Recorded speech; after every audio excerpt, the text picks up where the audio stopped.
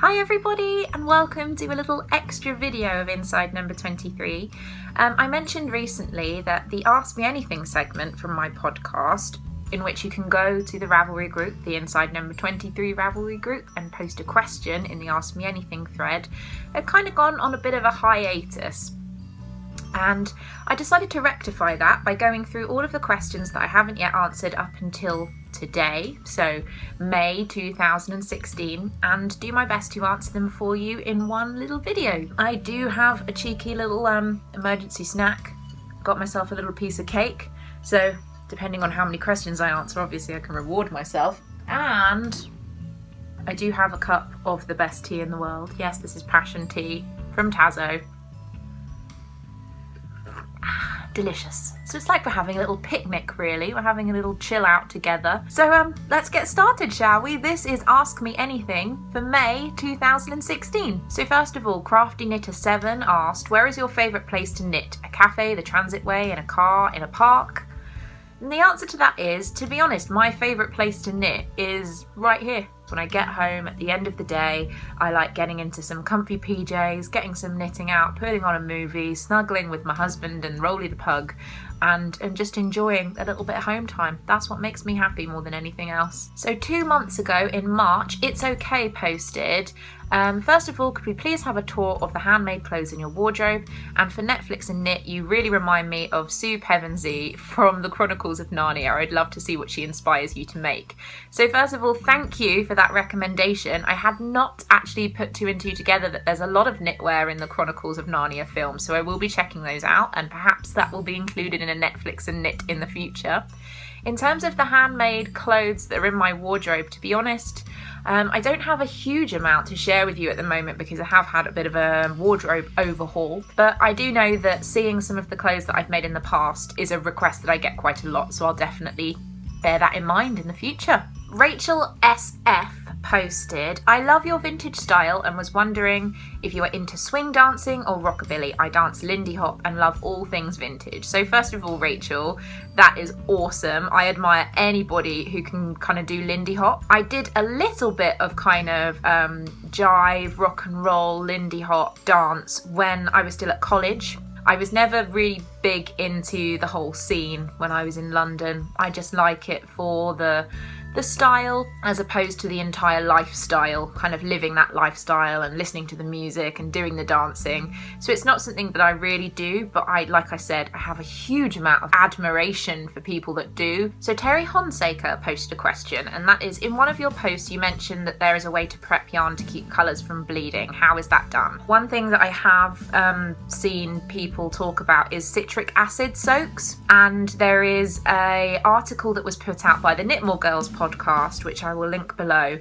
which is all about how to do citric acid soaks of your yarn. It both stops that yarn from bleeding, which is great for colour work, but it also maintains that really strong vibrancy of the colour. So I will definitely link that below for you so that you can have a little look. So Zupermutt posted a couple of different things, but your main question was, if one were to travel to London, would you have a yarn store or two that you could recommend? Many thanks for any tips. So I have a little confession to make, to be honest. While I was living in London, I didn't actually venture out much to many of the main yarn shops that are out there. So I don't have a huge amount of knowledge of kind of yarn shops in London. I was much more heavily into my sewing at that point in my life as opposed to knitting. So I know a lot more about fabric stores in London than I do about knitting stores. The one that I would always recommend is Loop London, which is absolutely beautiful. It's where Eric and I went recently, and I can link our little vlog below from when I visited there. The other yarn shop that I have been recommended, I've never actually been myself in terms of shops in London, is one called I Knit London. It's actually further towards the south, which is why I've never been, because I always lived in North London, so I never ventured that far afield. But as far as I know, that's another good one to to have a look at. I would say definitely Loop is worth a visit, and unfortunately I can't really be any more helpful than that. Speedy Chick 67, who is Melissa, thank you for your question. You said, I'm intrigued by the idea of creating clothes that I would wear regularly. Unfortunately, knitting is a lengthy process for me anyway. I'm interested in sewing and wondered if you could recommend a simple wearable beginner pattern that I could try. I would recommend Tilly and the Buttons patterns. Any one of Tilly's patterns is so well put together that you will have no problems following them. They're so descriptive and they're full of little tips and tricks. So I would take a browse through what she has to offer, and maybe there'll be something on there that really kind of calls out to you. So the next question is posted by Soprano Knits, who is Becky.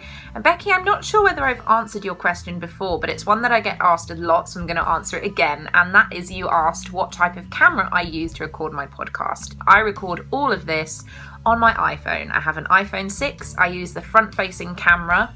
I prop it up on some books and that type of thing, and I just record away. And I've found so far that that's worked really, really well for me. So really all you need is a good camera on your phone and the means to edit, and I use iMovie. So Lorelei Yorto, you also asked about how I record and edit. So like I said, all recorded on my iPhone. I then upload that video to iMovie where I edit it. I will save that file and then I compress it using a free software called Handbrake. That makes the file a little bit smaller so it's easier to upload to YouTube. I then upload it to YouTube and job's a good one. Flogging Knits, you asked if I have a dedicated sewing area or sewing room and if I would consider giving you a tour sometime. I will definitely be giving you guys a sewing room tour soon. I am currently in the process of reorganising some of my storage and perhaps getting some new storage, so I may be waiting until I get that done, or perhaps even doing a before and after in terms of my storage. But in case you haven't gathered from that, yes, I do have a designated sewing room and I absolutely love it. It makes me very, very happy, and yeah, I feel super lucky to have it. Black-Eyed Susan is next. You've got a couple of questions for me. When did the popularity of mini skeins of yarn and also memory blankets become so popular? I have never heard of those things or of any progress markers until recently on your podcast. I've been knitting for many years, but somehow I missed the boat or slept through the intro of these products. Please tell me I haven't been living under a rock. Susan, please don't worry. I felt exactly the same as you when I first stumbled across podcasts. I don't know when the kind of memory blanket and mini skeins suddenly became popular. I can't give you an exact time and date. I can just say that when something is liked by one person in the knitting community, it doesn't take very long for those things to spread like wildfire. So I assume that it's going to be the same with Progress Keepers.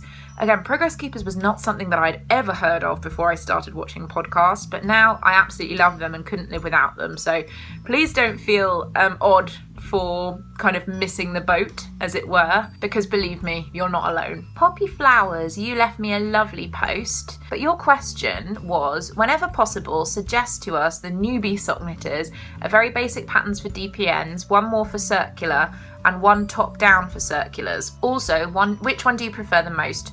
Top down or cuffs first, and why? And can you give us a comparison of DPNs and circulars as far as concerns socks? The majority of times that I knit socks, I go for cuff down. It's the way that I learnt. I learnt from a Susan B. Anderson pattern, which I just think is called How I Knit My Socks. And from there, I've kind of just adapted that pattern to work for myself. So I like a 1x1 twisted rib on the cuff. I like a rounded toe. I love the Fish Lips Kiss heel. So when it comes to actually recommending a pattern for you, I don't usually use patterns for my socks any longer. I took that pattern, that vanilla sock pattern, and believe me, if you go on Ravelry, there's a huge amount of vanilla socks that are all on offer, free patterns to download on Ravelry. So have a look, have a little try and see what works for you. When it comes to suggesting different patterns for DPNs and circulars, I actually just use those techniques interchangeably for my socks. I don't find that I get a very big difference in my gauge when I use DPNs as opposed to a circular needle when I use the magic loop. I usually prefer, I think at the moment, to use magic loop. I'm just really into doing magic loop, but I do love working on DPNs. So I'm sorry that I can't be more specific than that in terms of what I use. I just kind of use everything and love everything, but Socks are very, very personal. So I, like I said, would just have a look at some vanilla patterns that you can find on Ravelry, have a little play around. Don't expect your first kind of couple of pair of socks to be perfect, because mine were far from perfect, and go from there. Alapont, I hope that's how you pronounce your name. You posted the cutest question.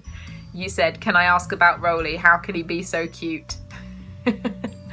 I don't know. He obviously was just born that way. Lindorm, you also posted a question about yarn shops in London. So I've already talked about Loop and the I Knit shop. You've also asked if there are any other special places that I would visit if I were in London. And that's a kind of tricky question because London is very big and there are a lot of really, really amazing places that you can go.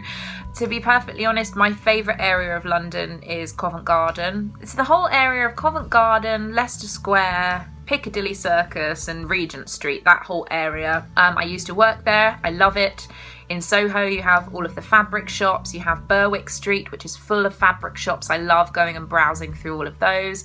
If you go into Covent Garden, you have some really nice boutiques, a whole array of cupcake places, which I really love. If you're going to be in London, I would say having a wander around that whole area around Covent Garden, Leicester Square, Piccadilly, and then up to Regent Street, you can't go wrong. Silke F, you asked, I'd like to know when and how you learnt to sew. My mum was a seamstress, but I never really picked up the craft.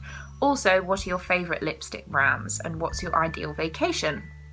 So first of all, I did learn to sew from my mum. My mum used to sew all the time when I was growing up. In particular, being a bit of a performing child, she used to sew most of the costumes that I had for school plays and dance shows and that type of thing. So she was very inspiring. She's the person who taught me the basics, but I did end up teaching myself a huge amount of stuff. I've used YouTube tutorials, I've read a lot of sewing books.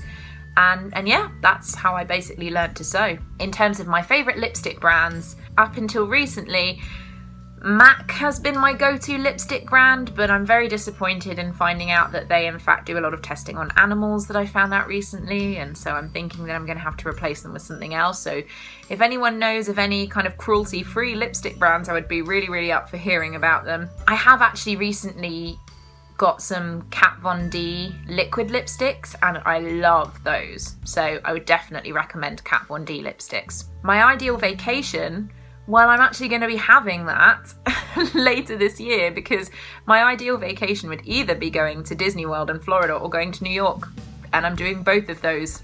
So I'm really, really excited about that. Yarn Friendly 2, you asked, what is your favourite type of music? I would say my favourite type of music is musical theatre music. That's just from my past career in musical theatre. It's what's always made me happy. I would say currently my favourite artists, if we're looking at kind of more modern artists, would probably be Florence and the Machine, Paloma Faith, Lana Del Rey. Do like Lana Del Rey. And if we're looking at guilty pleasures, even though I don't really count them as guilty pleasures because I enjoy their music, probably the music of Taylor Swift and McBusted. Yeah, I'm not very classy when it comes to my music tastes. I like pretty much anything. Planosaurus, you asked, hi there, I'm currently sewing my first garment and had some trouble finding a place in my tiny apartment to trace and cut the pattern pieces. I know your pain. I really, really do. I ended up having to do all of this on the floor and found it really tedious and inconvenient. I'm thinking of squeezing in a designated sewing corner in my living room and was wondering if you could tell me a little bit about your setup.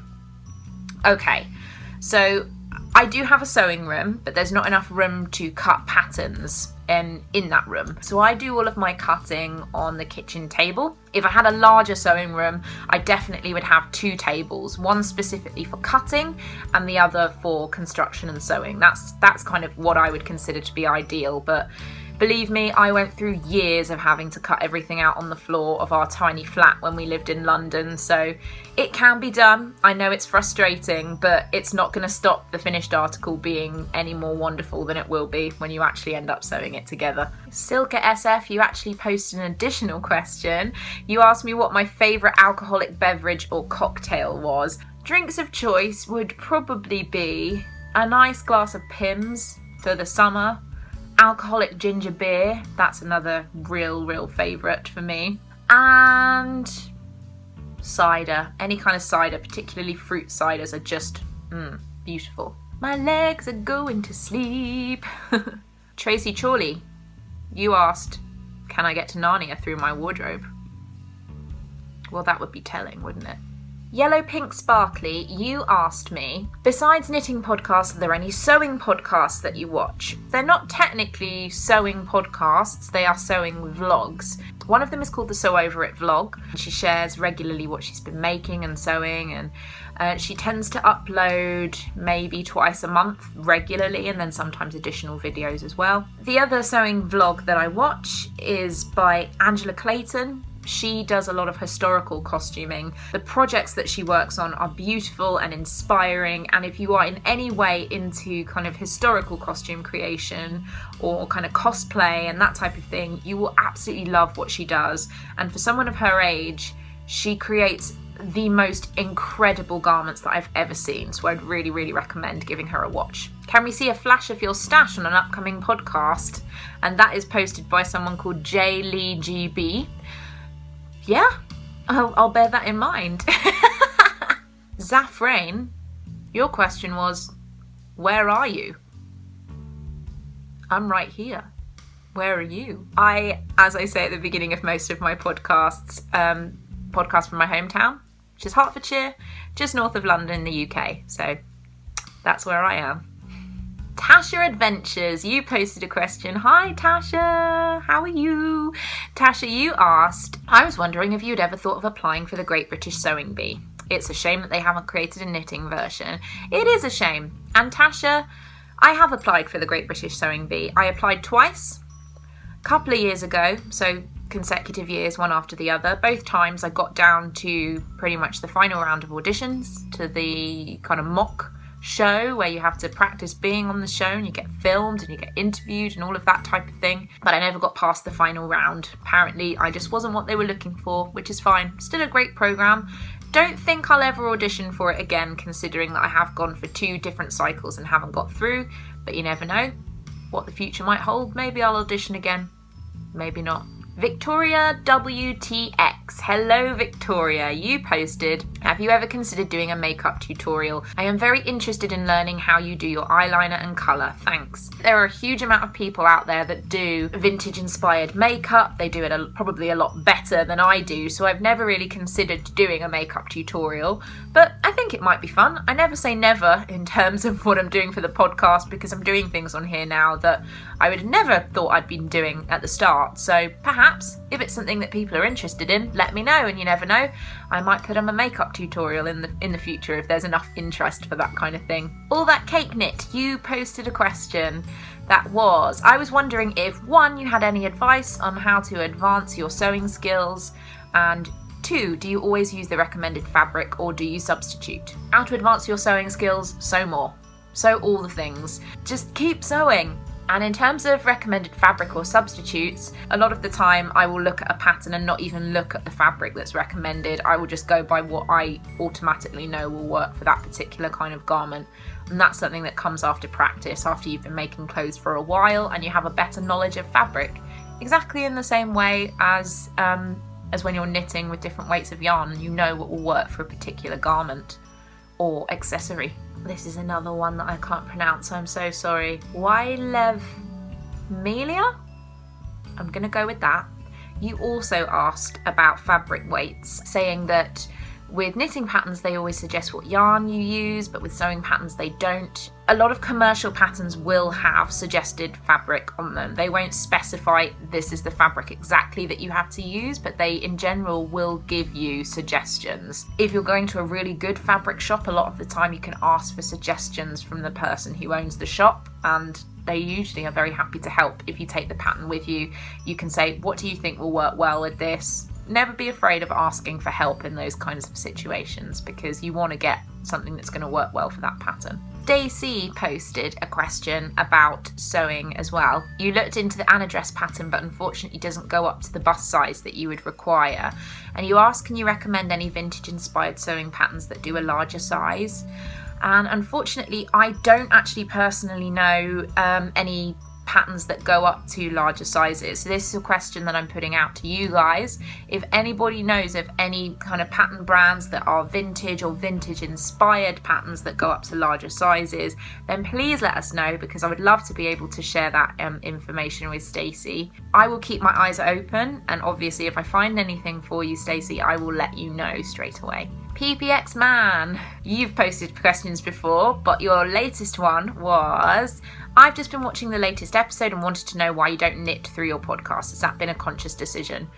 To be honest, yes. I like to concentrate on my knitting, even if it's kind of brainless knitting, like vanilla socks. I like to give it my attention, and I find that when I'm talking, I often kind of stop to focus on the knitting as opposed to kind of concentrating on you guys.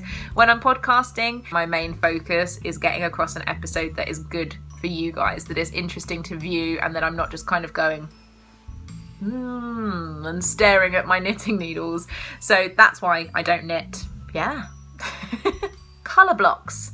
You asked, is Emrys your husband's real name? It sounds too awesome to be real.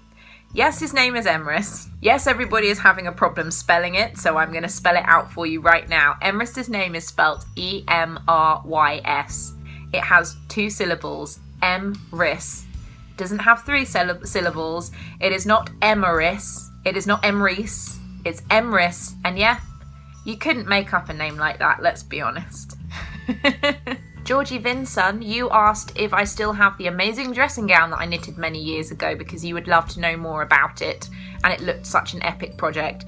It was. I definitely think I will show that on an upcoming episode, because a lot of people have asked after that dressing gown, and it is to this date the most extreme project that I have ever knitted on, so watch this space for that coming up in a future episode. Girl with the Rabbit, you asked who are some of your favourite sewing pattern designers. I have easy access to the major names, for example Simplicity, but I'd love to check out other designers.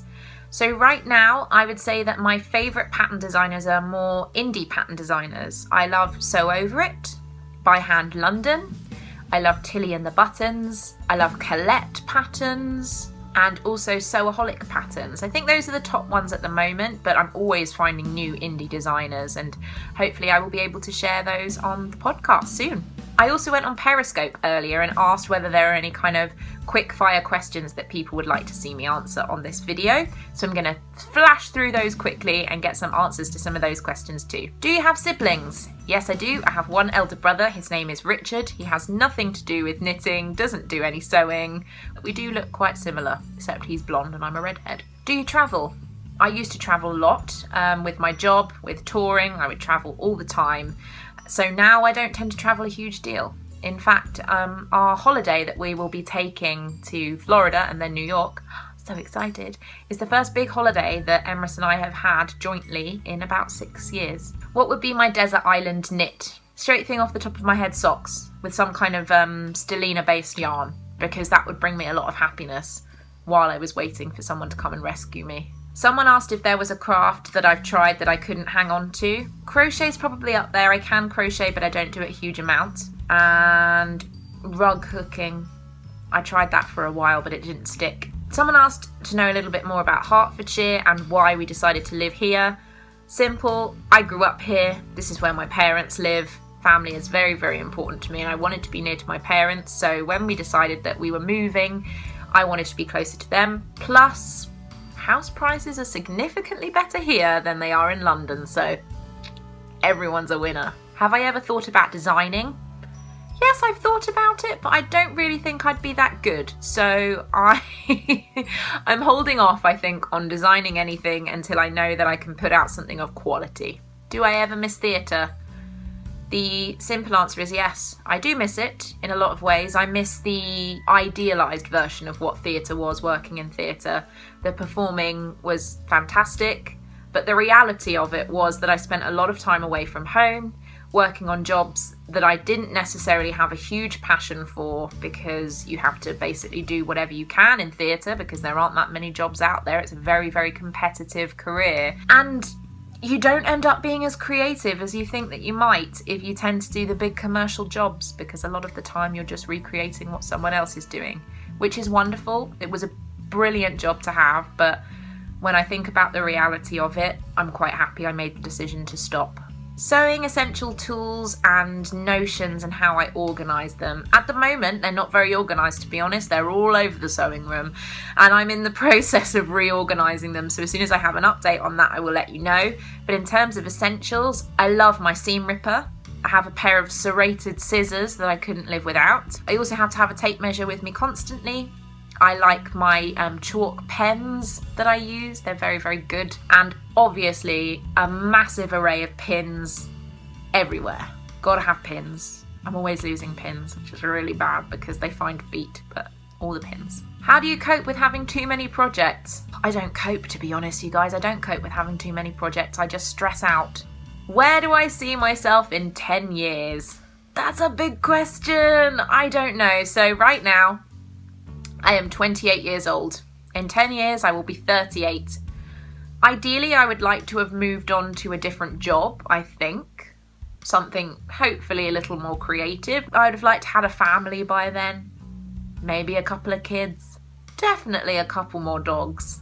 Maybe living in a house that's a little bit bigger so I can have a massive sewing room. That would be fabulous. And generally just getting as much happiness out of this podcast that I do now. I really do see it lasting long term for me. Makes me so happy, and bringing it to you every week just, brings me creative satisfaction and joy that I could have never comprehended when I started off making this podcast. So yeah, I do see myself sticking around with you guys for the long term, so yay! Oh my goodness, so that's about all in terms of Ask Me Anything. I've gone through pretty much every question that was in the posts. Fantastic. To reward myself, I'm going to eat some of this cake that I haven't touched because I've been talking to you guys so much. So much for my little picnic. Didn't actually eat the cake. This is going to be hopefully a regular occurrence as soon as I've accumulated some more questions to answer. So please head over to the Ask Me Anything thread on the Ravelry group if you would like to ask me a question, and I will do my best to answer them at a later date. We can have another picnic. It'll be awesome. But for now, hope you're all having a really great day, and I'll see you all soon. Bye!